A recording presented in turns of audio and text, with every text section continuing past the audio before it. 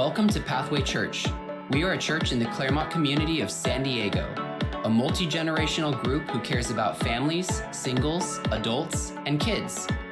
Because we know what Jesus called us to do and believe in the way he wants us to do it, everything we do is wrapped around our mission to help people follow Jesus through the local church, worship together, serve together, grow together, outreach together.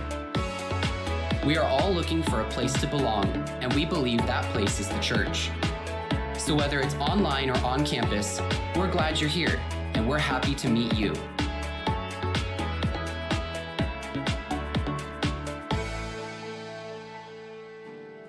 Good morning. We're so glad that you're with us here at Pathway Church. We welcome you today. I say this a lot, but I never take for granted the fact that you're here in this space and you're with us online. You could be doing so many other things, but you've chosen to worship together with us. Come on, let's worship.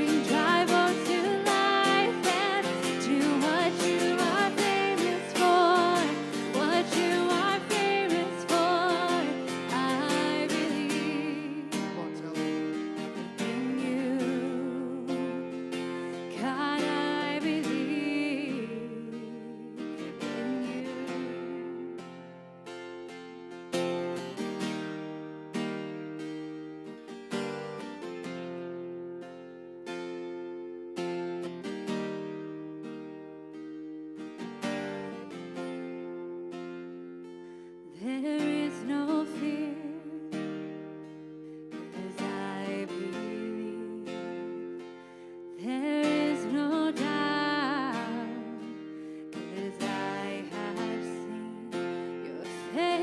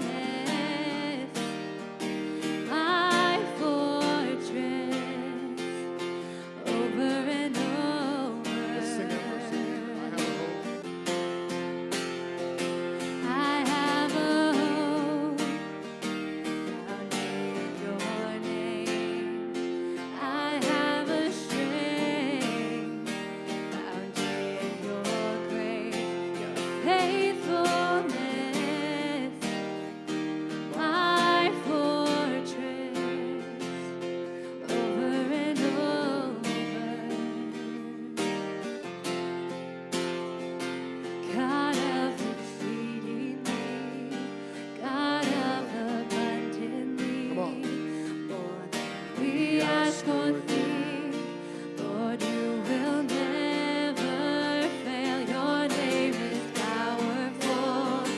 Your word's unstoppable. All things are possible in you. God of exceedingly, God of abundantly, more than we ask or think. Lord, you will never fail. Your name is powerful. Your word's unstoppable. All things are possible in you. Make way through the water. Walk me through the fire. Do what you are famous for. What you are famous for. Shut the mouths of lions. Bring dry bones to life. And do what you are famous for. What you are famous for. Make way through the waters. Walk me through the fire. Do what you are famous for. What you are famous for. Shut the mouths of lions. Bring dry bones to life. And do what you are famous for. What you are famous for.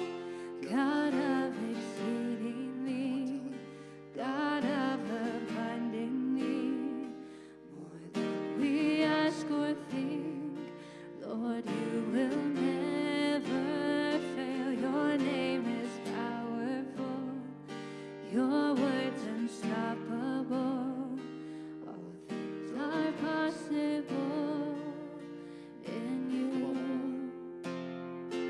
God of exceedingly, God of abundantly, more than we ask or think.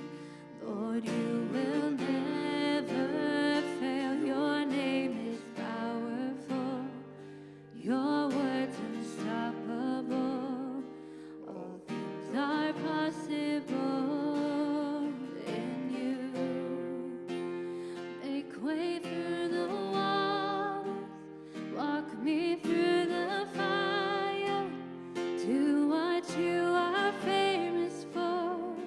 What you are famous for. Shut the mouths of lions. Bring dry bones to life. And do what you are famous for. What you are famous for. Make way through the waters. Walk me through the fire. Do what you are famous for. What you are famous for. Shut the mouths of lions. Bring dry bones to life. And do what you are famous for. What you are famous for. I believe in you. God, I believe in you. I believe. I believe in you. Come on, tell it. God, I believe in you. Father, we've come into this place today because we believe.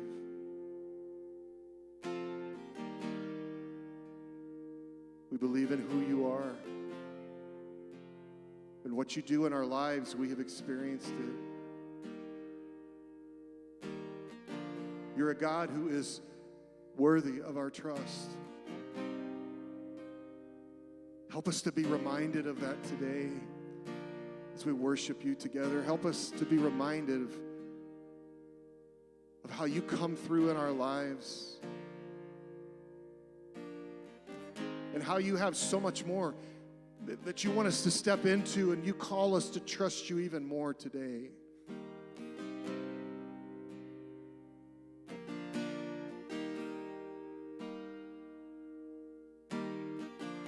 We sense your presence today. You're in this place. Take us where you want us to go. Bring the change into our lives that we need. We're listening today.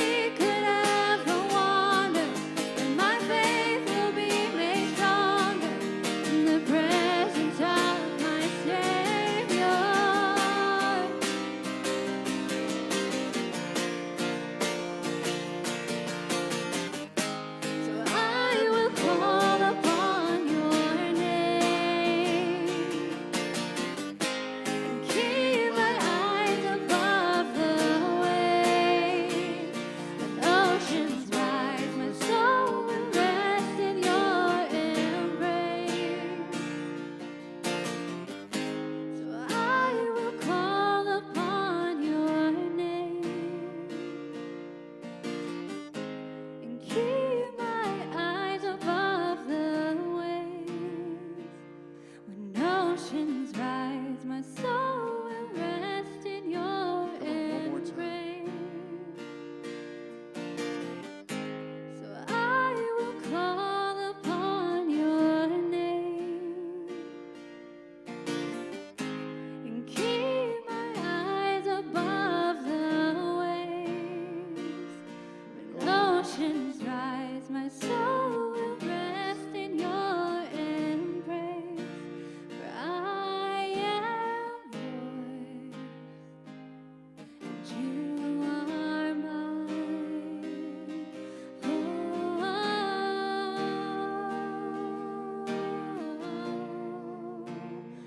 only thing I know is God, you're in control. Every little detail, you are close. Never be alone. Here in the unknown, the power of your presence fills my soul. The only thing I know is God, you're in control. Every little detail, you are close. I'll never be alone. Here in the unknown, the power of your presence Do you fills believe it? Come my on, let's sing it. soul. The only thing I know is God, you're in control. And every little detail, you are close. I'll never be alone. Here in the unknown, the power of your presence fills my soul. Jesus, I will trust you. I will trust you. I know you never fail. I will trust you. Jesus, I will trust you. I will trust you. I know you never fail. I will trust you. Jesus, I will.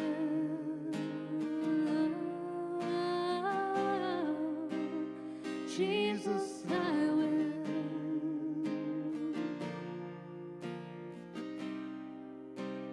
Jesus, we are listening today to you and all that you want to speak into our lives. Take us where we have never been. Help us to trust you more. We love you. We pray this in your name. Everybody said, amen. You can be seated.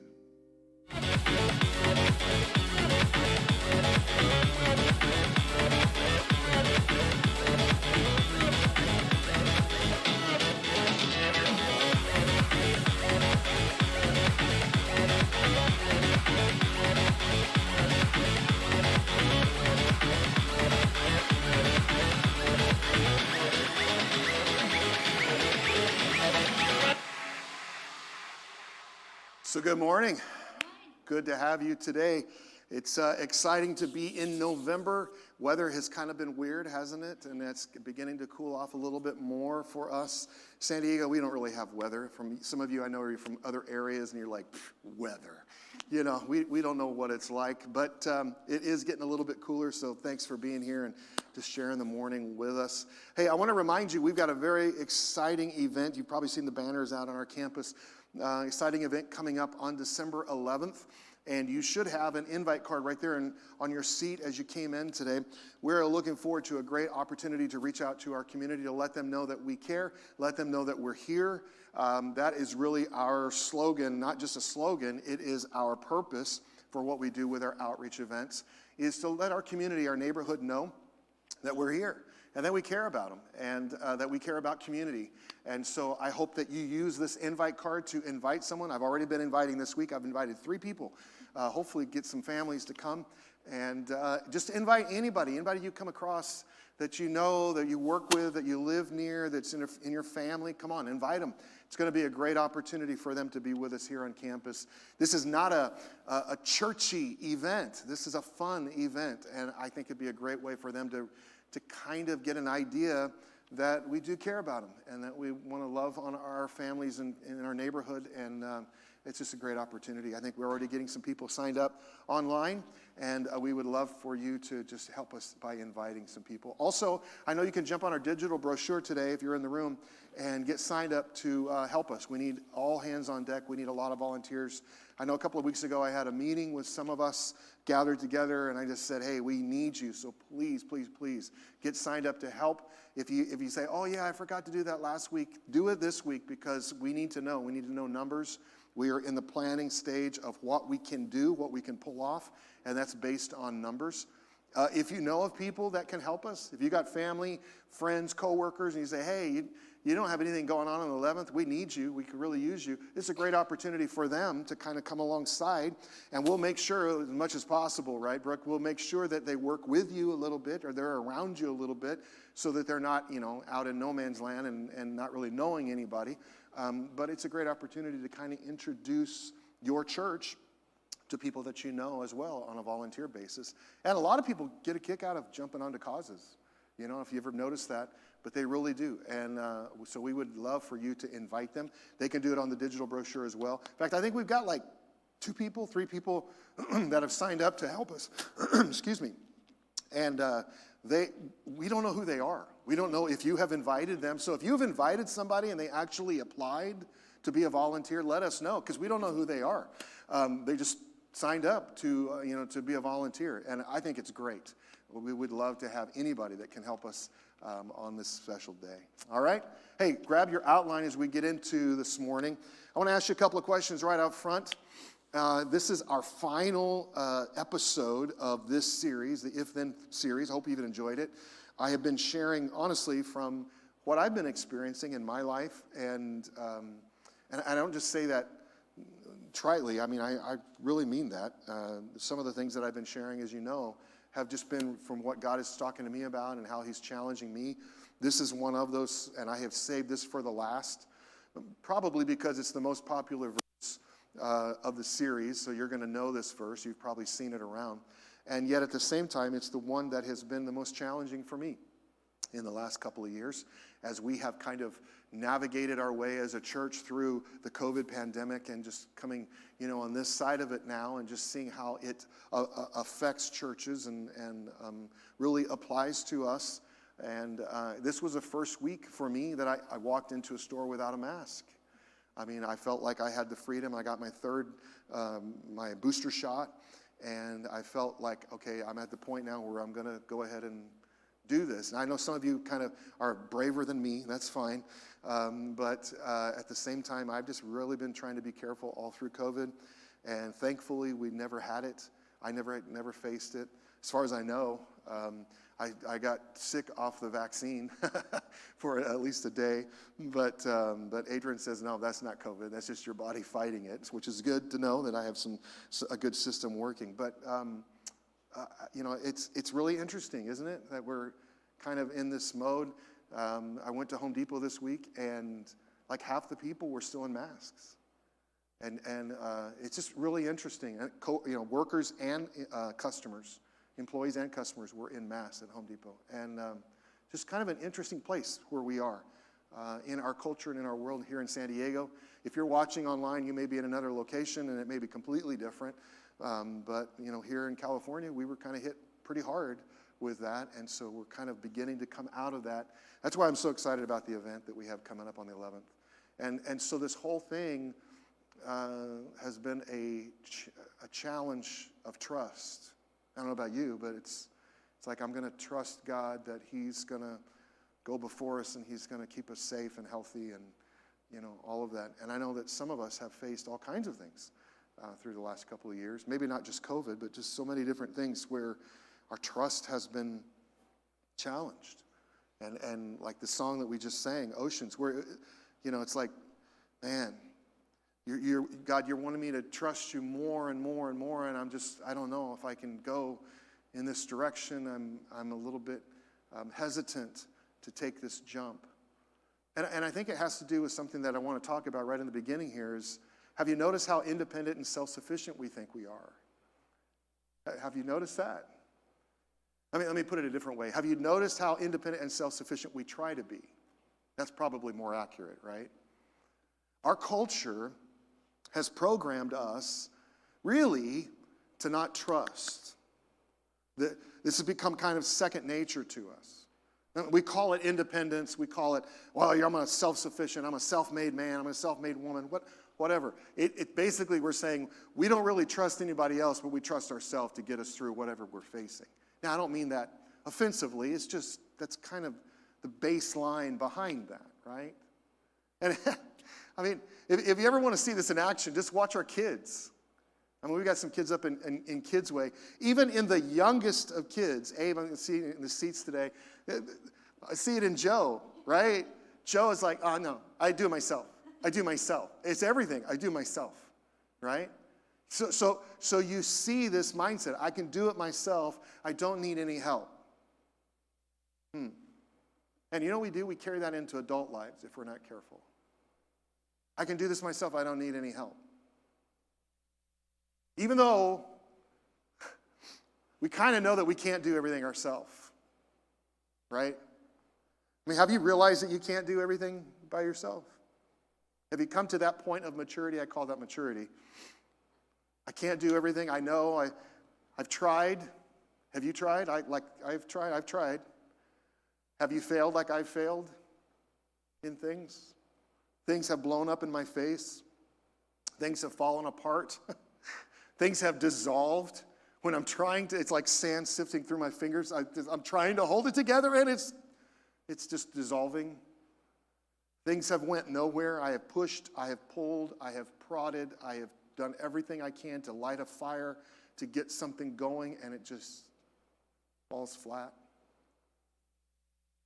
Sometimes I think it might be because I've tried to do all of this by myself. Now, I'm not even going to go into the whole idea of we need people in our lives. We're probably going to talk more about that next year, but we need people in our lives. I'm just specifically talking about trusting in God. It's so often things happen, things blow up, things fall apart, things dissolve because I've tried to figure it out on my own.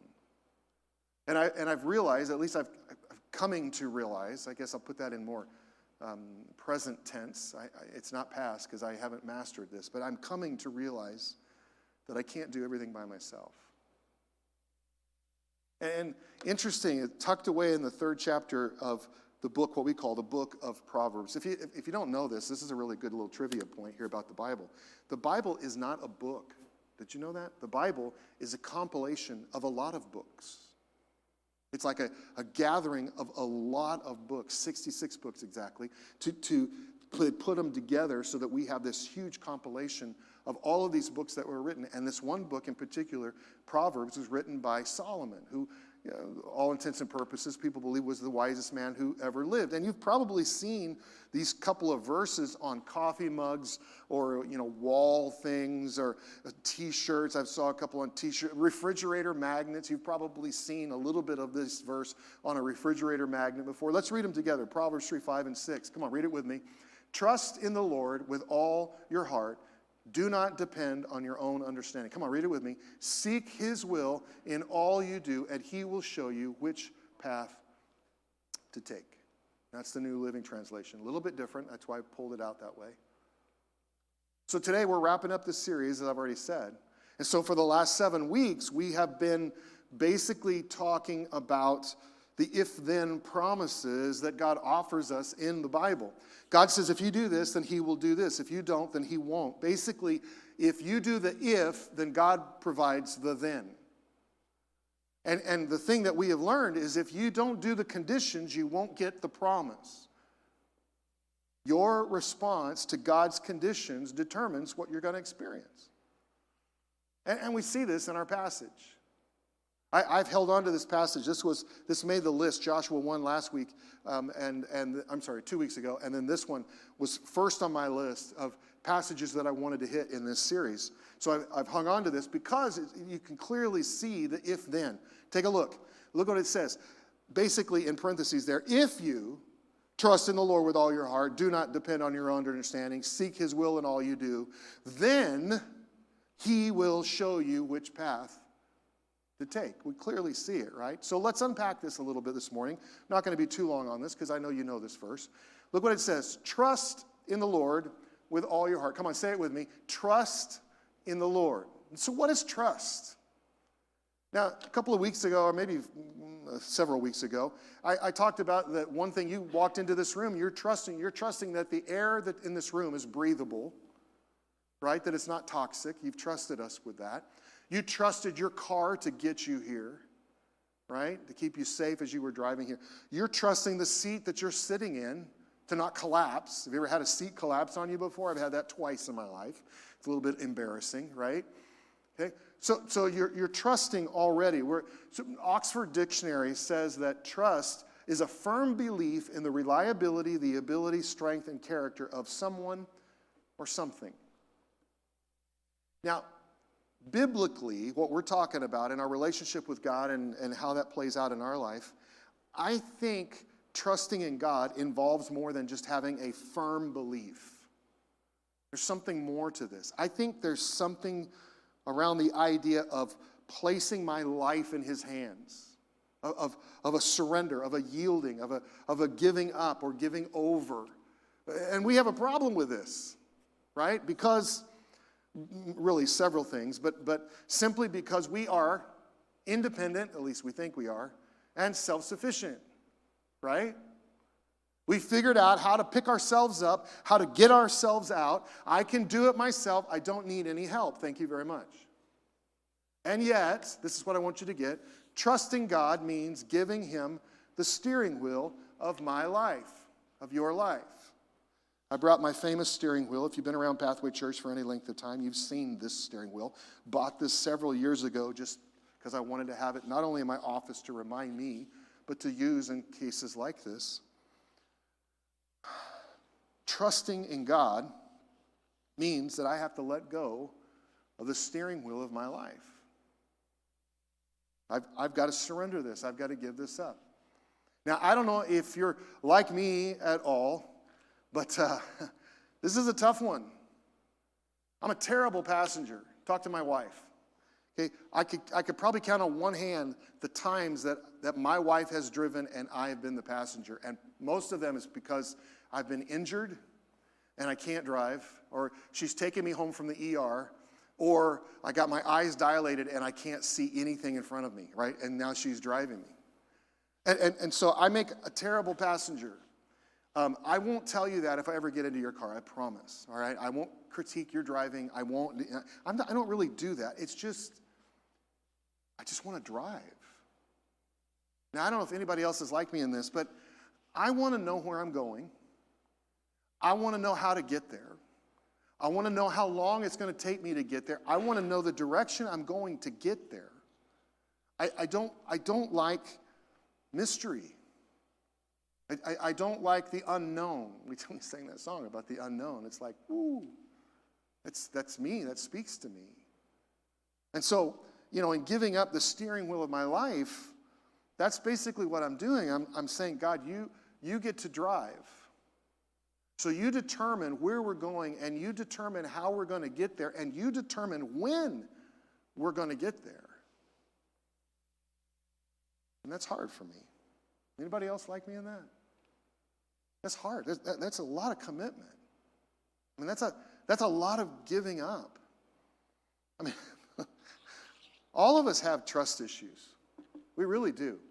Turn to the person next to you and just tell them, you got trust issues, man. I mean, you do. We all do. We really do. You don't want to admit it. You go, oh, no, I'm good on this. No, you're not. I mean, come on. We have all risked a little of trusting people, and then we've got burned, right? We've had that happen. And yet so many of us, we've been hurt. We've been severely hurt by people that we trusted. And now we have this paradigm, this view this lens that we look through, and we hesitate. When we start talking trust, it's like, because of what happened in the past.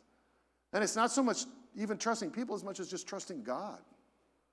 Or maybe life confronts us with the unexpected or the painful or whatever. And these situations, they leave us discouraged and confused and frustrated, and all of this. And consequently, we question, can we really trust God? God, I trusted you, and this is what happened.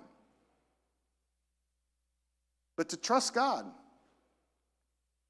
means I got to give up control. I got to give up the steering wheel. I mean, that's what following God is all about, right? I mean, look at what Jesus says in Mark 8. This is a great one. Jesus says, if any of you want to be my follower, you must give up your own way, take up your cross, and follow me. Are there words there that you struggle with like I do? I highlighted them. I'm showing you mine. I mean, I'm laying my cards on the table here. You must give up your own way. Anybody else like me and like you like your own way? Because my way is better. Oh, at least I think most of the time.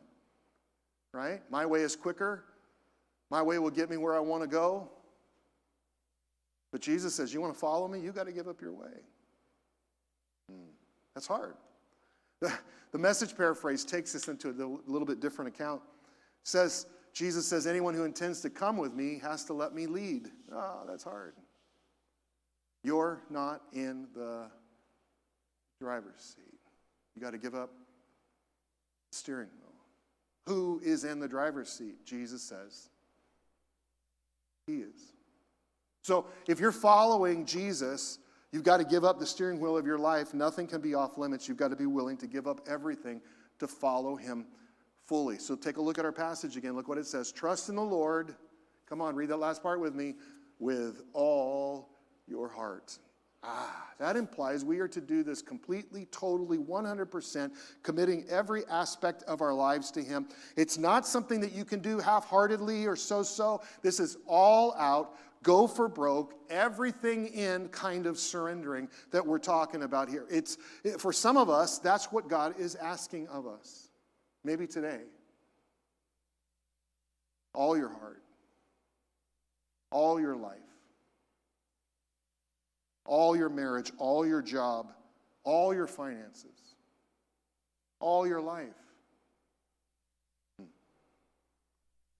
Some of us have been in this relationship with God for a while, and God is kind of tapping us on the shoulder. For me, he doesn't really tap me. Sometimes he just smacks me with stuff. He says, wake up. He's saying, trust me more. Now, I don't know about you, but when somebody says, trust me, my first reaction is, why? Why should I? Why should I trust you? Why should I trust you more? I mean, to trust somebody, you got to know them. To trust somebody, you got to know that they want the best for you. You know, trusting somebody means that you got to know their track record. You need to know what they're capable of. The Old Testament writers, the New Testament writers, they kind of give us a full hit at this. And they give us this view of God, a God that is worthy of our trust. Take a look. The psalmist David, I love this. Psalm 22 says, our ancestors trusted you and you saved them. They called to you for help and were rescued. They trusted you, notice this, and were not disappointed. Wow. The Apostle Paul says, I know the one in whom I trust, and I am sure that he is able to guard what I have entrusted to him.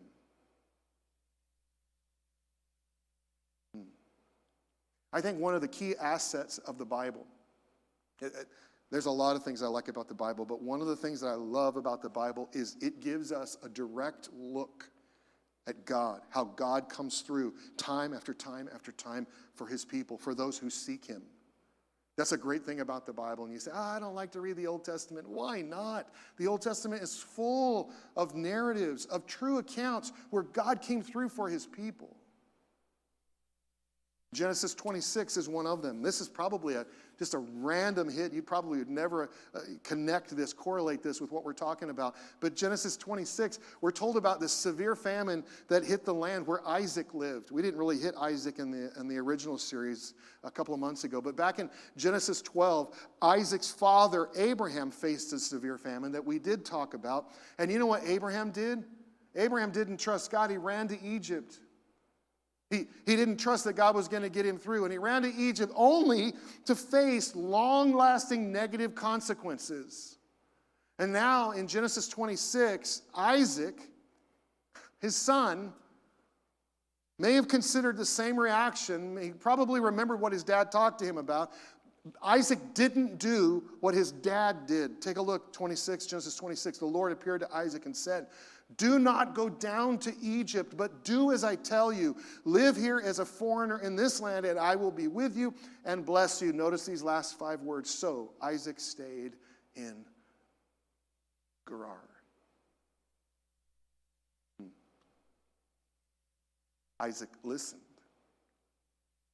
trusted. He stayed where he was, despite circumstances. Listen to me, friends. I don't know, online or right here in this room, you may be facing a thing where you're like, I want to run. I want to run. I want to run. I want to get out of this. I want to run. God, help me run. I want to get away from this. And God is saying to you, hang on. You know what he's saying? Stay put. Trust me. Despite the circumstances, trust me. We skip down to verse 12. Look what happens. He stayed. Remember, Isaac stayed. When Isaac planted his crops that year, where was he planting? Right there in Gerar. He stayed. He harvested 100 times more grain than he planted. Is that possible? Yeah. You know why? For the Lord blessed him, is what it says. 100 times more. Now, I don't know what you're getting in your accounts, bank accounts and savings accounts and all the stuff that we have. But that's a pretty good percentage, wouldn't you say? I mean, how would you like to get 100% increase on your pay this next month, this next year? How would you like to have your relationships get 100% better than they are right now? Wow. 100%. Isaac trusted. He stayed. God's blessing. It happened. Some of you know the story of Daniel. And immediately when I said that name, you know what he thought of? Come on, help me out. The lion's den, right? Let's growl together. Come on. Just think about that. The lion's den. Daniel was a guy who prayed to God all the time. That was what he was known for. Not only wisdom and insight and all that, but man, the guy prayed all the time. He was living and working in a pagan environment. Any of you work and live in a pagan environment like Daniel does? Yep, we do, because we live in San Diego. The king was convinced to make a law that would stop anybody from praying to anyone but him for 30 days. Or that person will be thrown into the den of hungry lions. Keep in mind, they made them hungry. They starved them so that they would eat the victims. And guess what? Daniel was found praying. So he faced the consequence. He was thrown into the lion's den. The king hated to do it. If you know the story, I'd love for you to read it in Daniel 6, but I'm just giving you a little snippet of it. Take a look. Very early the next morning, the king got up and he hurried out to the lion's den. When he got there, he called out, he said, "Daniel, was your God, whom you serve, able to rescue you from the lions? Please, please, please, please." I'm pausing because can you imagine the pause? Right here. The king didn't want to do it, but he did it. He was forced to. Because of the law that was established, he threw this guy that he liked, Daniel, into the lion's den. And he waited for the answer. And Daniel answered, "My God sent his angel to shut the lions' mouths. For I have been found innocent in his sight, and I have not wronged you, your majesty." The king was overjoyed and ordered that Daniel be lifted from the den. Can you imagine this?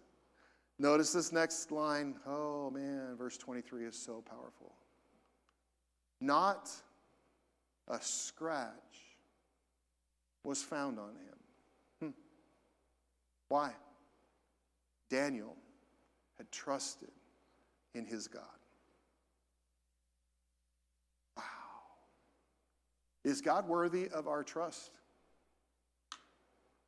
You can see a few things in both of these accounts, right? Isaac and Daniel. We see that God knows what we're facing, what we need. God is able to come through for us no matter what the circumstances are. God will be with us all the way. And God has so much more for us than we realize. Friends, all of us deal with trust issues in the past. We've risked a little in hopes of not getting burned, and yet many of us have been hurt. So now we have this paradigm, and we hesitate, and all along we are called to trust in the Lord with all your heart. Do not depend on your own understanding. Now I want you to understand that this is not meaning that you leave your understanding at the door, that we check out our brain, we pull our brain out when we're following God, and we go into this blind faith, this brainless faith. A lot of people think that's the way it operates. No, I'm just believing in God, and whatever He's going to do, and my brain is, put on pause. No, that's not what it's talking about. It just means that we shouldn't only depend on our own understanding. That's what the writer's saying. He's saying, don't depend on your own understanding too much. Because here's what I know about my understanding, and I could always also say that I know this about your understanding. First off, my understanding and yours is limited. How many of you would agree with that? Come on, let's be honest. We're limited, right? You know what I've found out about myself? I know a lot about a few things, but I know nothing about a lot of things. Anybody else like me in that? I am so fascinated by people that know things about things that I don't know anything about. I love talking to some of you and discovering this. It's like, wow, my brain just I love it. I realize I'm limited. My understanding and yours is also biased. Oh man, we are biased. I know what I know through my limited experience and my limited knowledge, so I am biased in my opinions, my viewpoints, and know-how. I tell my kids all the time, I am full of opinions if you want to hear them. And we all are, right? We all have a bias. So my question to myself, maybe you can ask yourself this, why do I depend so much on my limited and biased understanding? It's no wonder I struggle so often. Because I'm limited and biased. Friends, and I know you are not different than I am. We don't like to talk about this or admit this, but we got to confess that our perspective is always limited. Our viewpoint is always biased. Your understanding of life, your understanding of relationships and job environments and all of these kinds of things that we face in life, I hate to tell you, but your understanding of most things is limited and biased. I mean, all of us can tell about times when we merely followed our ideas and it messed up everything, right? No matter how smart we are, no matter how many life experiences we've had, we need to realize that our understanding will always be limited and biased. Some Bible versions use a different word for the word depend in Proverbs 3:5. This is the word they use. Trust in the Lord with all your heart and lean not on your own understanding. This is actually closer to the original writing in the original Hebrew. The original Hebrew puts it, I love this, on your own understanding lean not.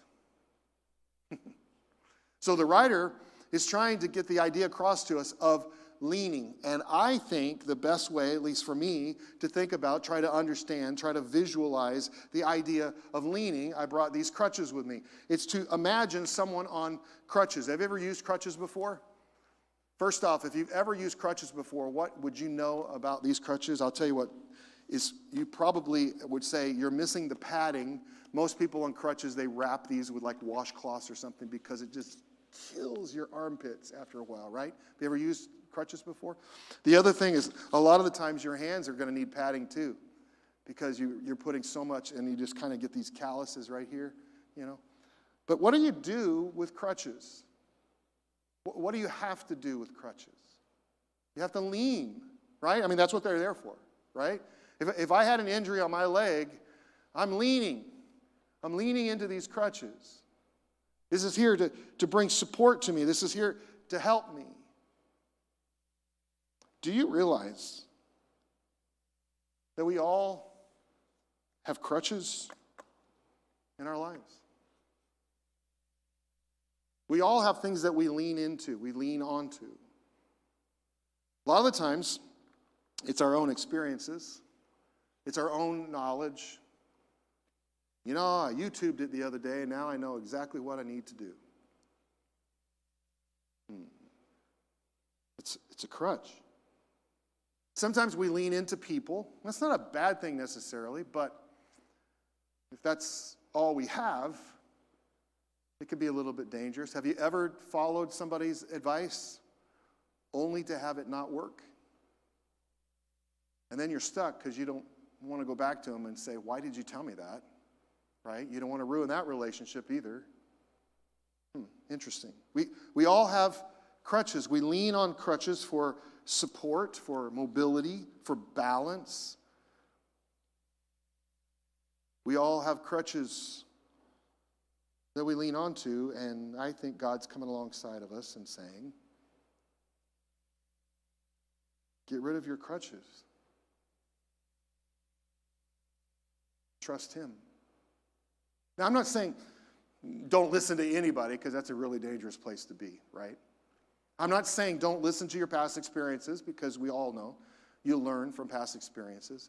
I've always taken the approach, too, that I learn from my mistakes. I remember, I think it was John Maxwell that said, you know, when you're down there, you might as well pick something up. If you fall on your face, you might as well pick something up. And so you've got to learn from those things. So I'm not saying that you don't lean to someone, but God comes along and He's saying, don't only lean on these things. Trust Him.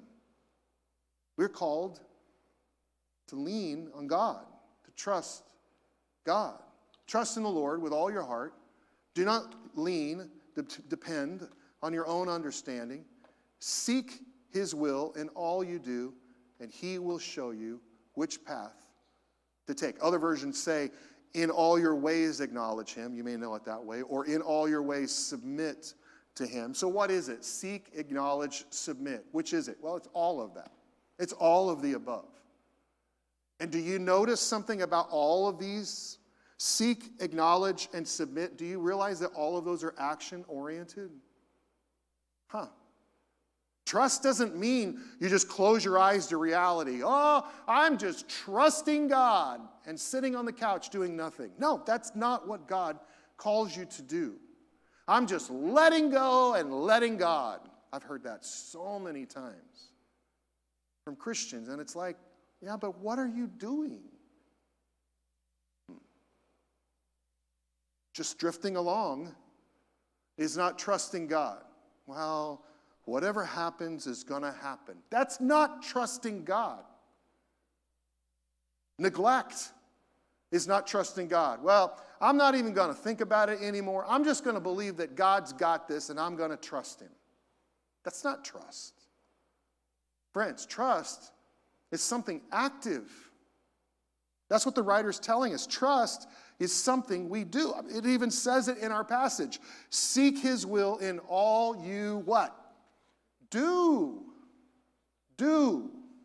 All that you do. We are to let God's direction invade every area of our life, every action that we carry out in our lives. Too many people, they look at a specific area, for instance, and they say, oh, my career, my sexuality, my marriage, my family, my money, my friendships, whatever. And they say, I know what God says, but I'm going to handle this area on my own. Like we compartmentalize. It's like you can have that section, God, but over here, these are the areas that I'm going to do what I want to do. Sadly, those are the areas, when we keep God out of, that usually bring us the most pain, most confusion, most frustration, all of that kind of stuff. The area that we don't allow God into is usually the area that compromises the quality of our lives and threatens those around us. We want to plan ourselves. We want to, do things our way, and our failure to seek His will often, most of the time, almost all the time, complicates life. Come on, I bet most of us in this room, online, we can pinpoint those areas where we have kept God out. And those are the areas that have become the greatest source of heartache and hurt. Trusting God means letting him have his way. Get this, if you can't let God have his way, you are not trusting him. You haven't reached the place where you really trust God. You say, yeah, I trust God. No, you haven't let him have his way. You got to take hands off. You got to do what he says, the way that he says it, in the timing that he wants it done. And that's where most people struggle. And so we're called to trust in the Lord with all your heart. Do not depend on your own understanding. Seek his will in all you do, and he will show you which path to take. Now, this verse, I have seen people take this verse to a tangent that is not healthy, and it's not biblical. So I want to clear up what this does not mean. This does not mean that God will make you healthy, wealthy, happy, and wise. This does not mean that God will make you perfectly comfortable, popular, and thin. But you wish that would be the case, right? It doesn't mean that God will satisfy all of your wishes and all of your wants. What this does mean is that when you trust God with everything, he will give your life direction, purpose, focus, and fulfillment. That's what he promises. He will guide you around the potholes of life.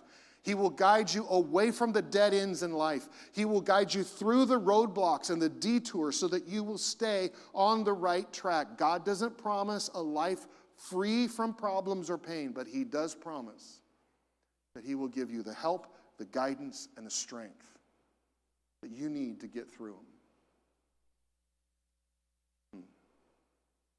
I put down that God doesn't promise us a picture-perfect life, but he promises a life that is too good to miss out on. It's true. But we will never discover this. We will never discover the life that God has for us, the adventure that God has for us, if we don't trust God with everything. Many of you know I grew up in a Christian home, attending church all my life. And so I've had lots of opportunities to observe people, lots of different people within church world. And quite honestly, I have known few people, very few people, who have trusted God with everything like we're talking about today. Very few. I could probably count them on two hands. Very few people that I would consider totally devoted to God. There's a period between my high school and college years.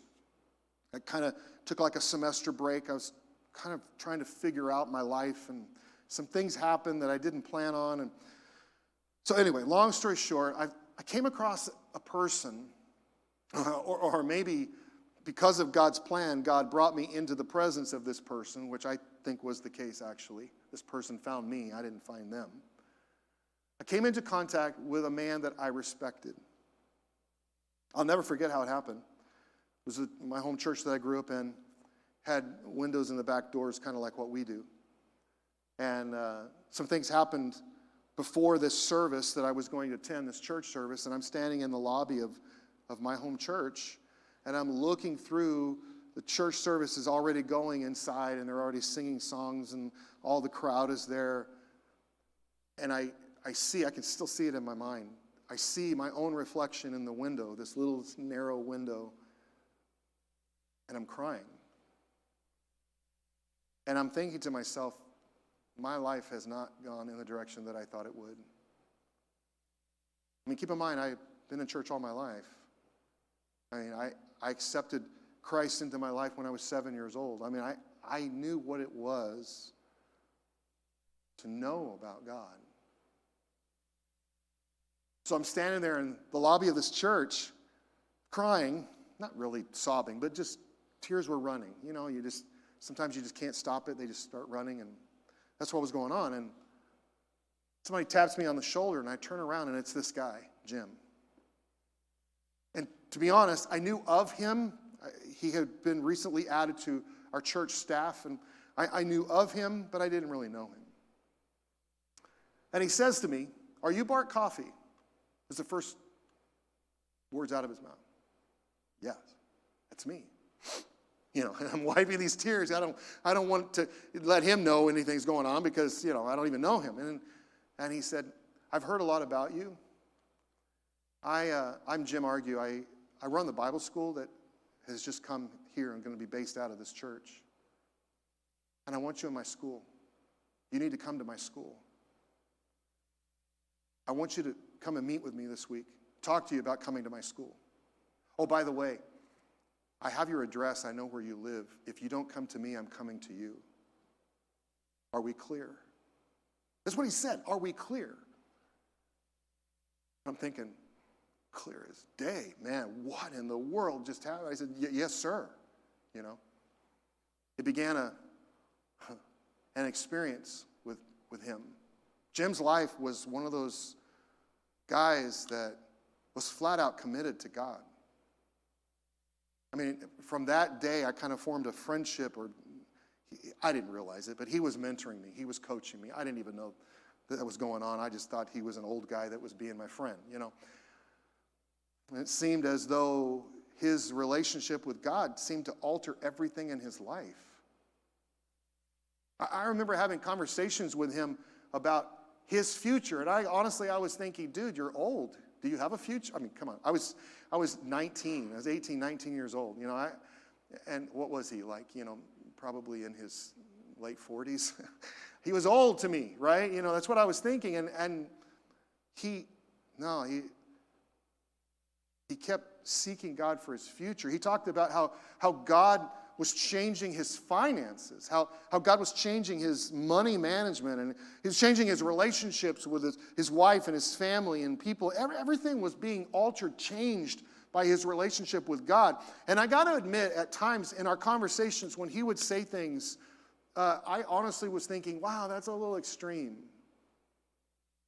You ever have a conversation with people who are like way into things? I mean, you guys know that I'm on a vegan diet, not because I choose to, but because my doctor says that's the best thing, and it's true, it has worked for me. But I know people who are on a vegan diet, and they are like way to the extreme, and it's like, dude, you scare me, right? I mean, they are way out there, right? I only have kale for breakfast, and it's like, you go, man, not me, right? Jim was kind of that way in this whole Christianity thing. It's like he was so far into this, so deep into this, great guy, but I didn't know if I wanted to be that deep into the God thing. Whoa, got to get knocked over by crutches. I didn't want to be so deep into this God thing, even though I'm a church person. It was just a little extreme to me. And so I did end up going to his Bible school. I think he was going to hold me hostage if I didn't. I went to his Bible school that first year, and you know what I was struggling with? I was struggling with this question: how deep do I want to go with God? Because his Bible school was all about that. And I'm convinced, without a doubt, that somehow Jim knew that was my struggle. And so this first year, it just started piling up, and this pressure that was pushing in on me and was like talking to my heart and my mind, and I began to sense that God was saying, I want more of you. I want more of you. I want you to trust me. And I wasn't sure about it. And then there was this one specific conversation that changed everything for me. I had went into the office of the school to pay my tuition. And Jim was there. Of course he was there because he's the president. He's the dean of the school. He was there, in his office and stuff. And so I had to walk by his office to go to the registrar to pay part of my tuition. And as I walked by, Jim said, "Hey, Bart, you got a few minutes?" And he's sitting at his desk, and he's like, hey, I had come to the point where I was believing that he was a guy I needed to listen to. And so I made a few minutes. I really didn't have a few minutes, but I made a few minutes. So I walked into his office. He said, "Hey, grab a chair." I'm like, oh, this is going to be a long conversation. You ever have one of those? And so I sat down, and he said, "Hey, I've been praying for you. I've been specifically praying for you about opening your life more up to God." And he came around his desk, if you knew him like I knew him, this was his style. He did this when he taught classes, and he did this in his office. He would come around, and he would just sit on the corner of his desk, up close, like right there. Like sometimes he would spit on you. He was just so close. And he asked me this question, Bart, have you ever thought about surrendering your whole life to God?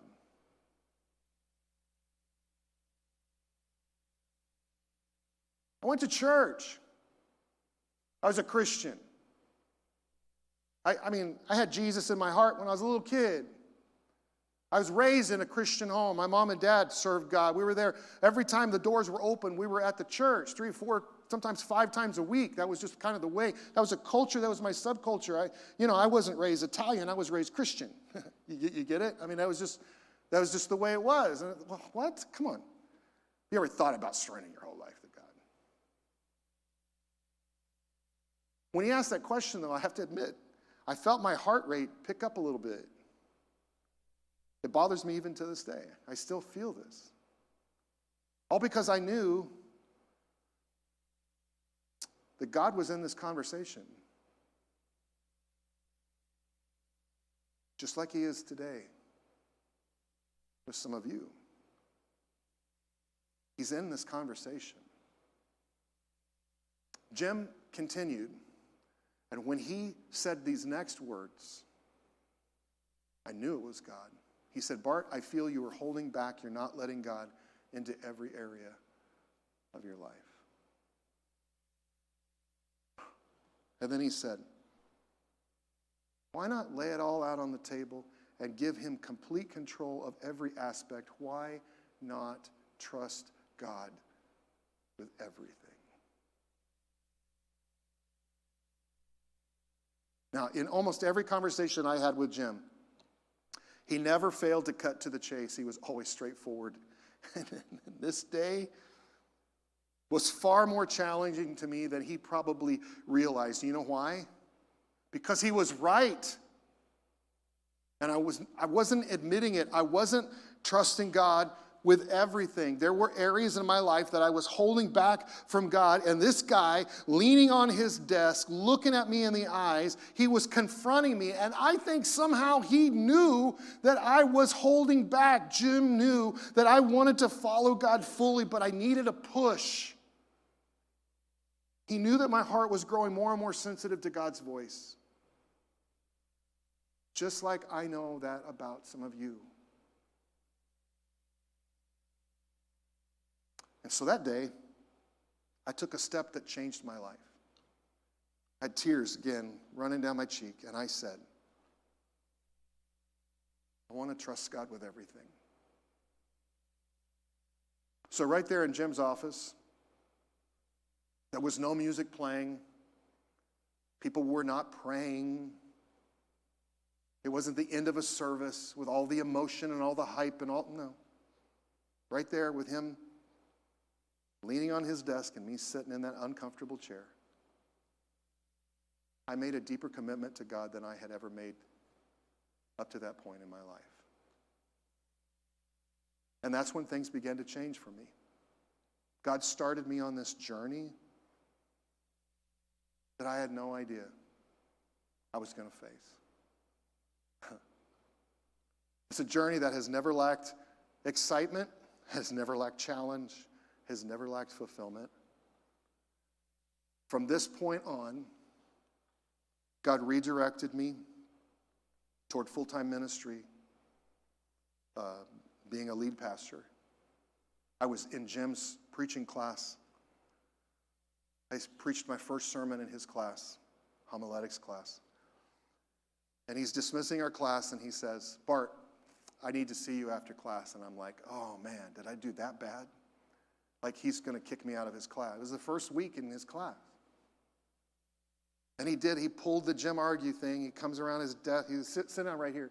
I'm sitting on the front. And he comes around and he just leans on one of the desks. And he's just talking to me. He goes, why do you want to go into music? If you don't know, that's what I was going to go into, was music. Why do you want to go into music? It's because that's what I do. I've played instruments. I've had voice lessons. I've pursued music in my background. That's what I want to do.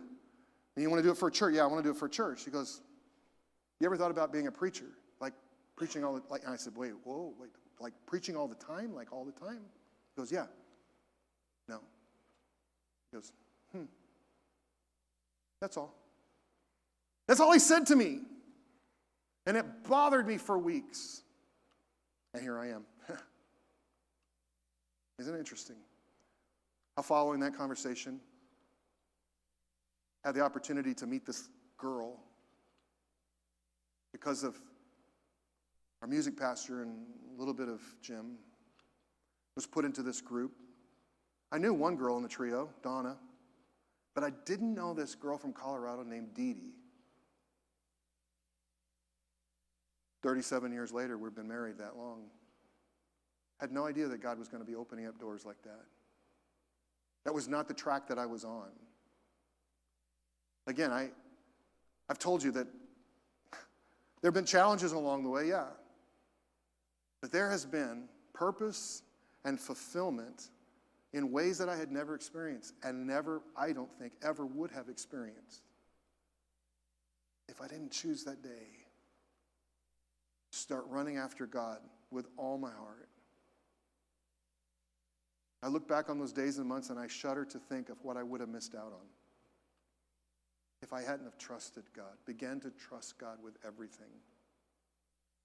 And friends, I'm telling you, that's why I saved this message for last, because I think God has been talking to some of you about this, about growing closer in your relationship with Him, about trusting Him more. And my question for you today is, where are you at in trusting God? Has your trust in God increased, decreased, or stayed the same over the last year, over the last 5 years, over the last 20 years of your life, whatever? Are you trusting God more today than yesterday? It's been almost 40 years ago. Can you believe that? I'm that old. I'm one of the old guys now. It's been almost 40 years ago when I said I want to trust God with everything in Jim's office. And I am convinced more than ever in my life that God is worthy of my trust. He's worthy of it. He has come through in ways that I cannot explain to you. I have no regrets about trusting Him with everything. Sometimes things, yes, they're hard. Sometimes I have felt like I want to throw in the towel. Sometimes things are so very confusing. They're challenging. But when it's all said and done, you know what? I am glad that I said I want to trust you with everything. To flip the coin. I could spend days with you describing the regrets I carry about the times that I have chosen another path. And all of us know what I'm talking about.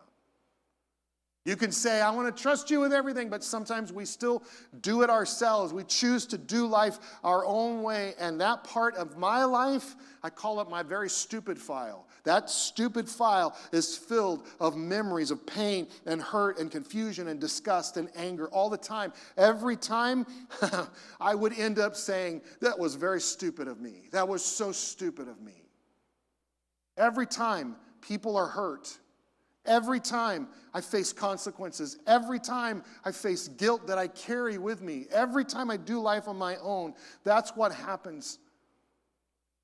It's obvious, though, how every time when I went God's way, life was better. Everything was in sync. Everything came together. Everything fell into place. Every time I make this comparison in my life, I find myself saying, I think I can trust God with everything. How about you? Why not trust God with everything? Let's pray.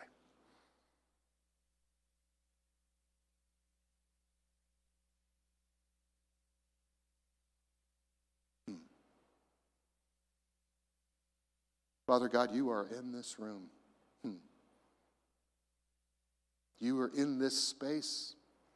And for my friends online and for my friends right here on this campus, you are speaking into our lives, calling us to trust you.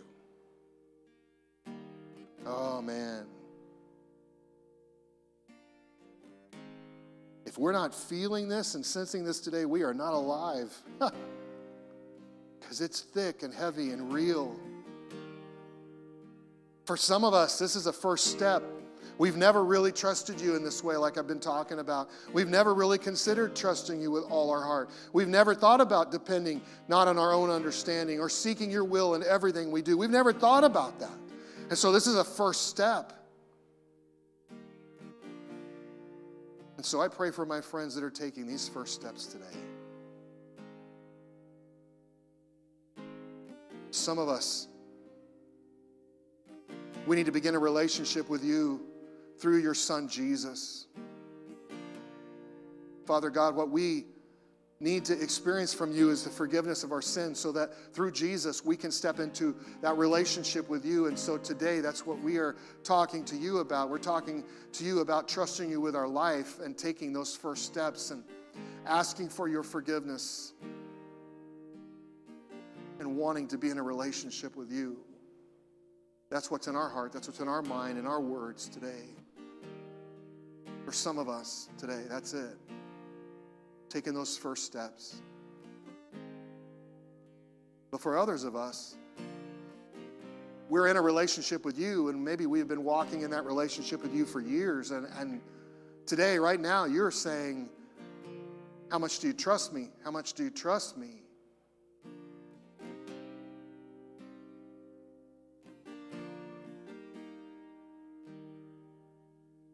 I know in my life, right now, after all that I've shared today, even right now in my life,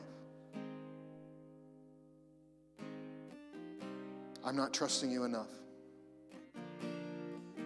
I still struggle with this after 40 years.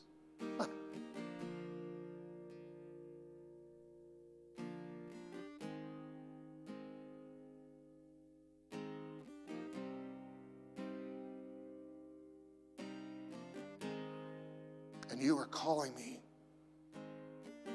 to trust you with everything. And so today, I kick out the crutches. I give up the steering wheel. And I choose to trust you with everything. Once again, I make that choice. And for so many of us in this room and online today, that's the choice we need to make. We need to give up. We need to give control. We need to yield. We need to surrender. We need to acknowledge and submit. We need to trust. In that relationship and in our job and in our finances and in our health, in those things that are a part of our life, we need to trust you with all of our lives, with all of our heart. We need to trust you with everything. We haven't done that. And because of that, we're missing out on all that you want to do. And so you're calling us.